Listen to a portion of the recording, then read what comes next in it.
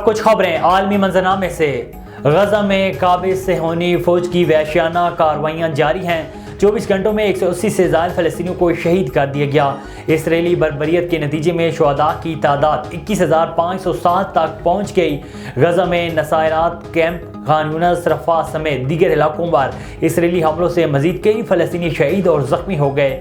نصیرات اور المغازی پناہ گزین کیمپ پر بمباری سے 35 افراد شہید ہوئے، جبکہ کویتی ہسپتال کے قریب حملے میں 20 افراد شہید ہوئے۔ بین الاقوامی سطح پر مودی سرکار کا اسلام مخالف پروپیگنڈا بے نقاب ہو گیا۔ سعودی عرب سیکیورٹی فورسز کی جانب سے بھارتی جاسوس بلاگر کو گرفتار کر لیا گیا۔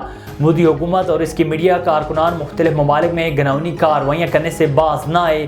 سعودی عرب سیکیورٹی فورسز کی جانب سے بھارتی جاسوس بلاگر کی گرفتاری سامنے آئی ہے۔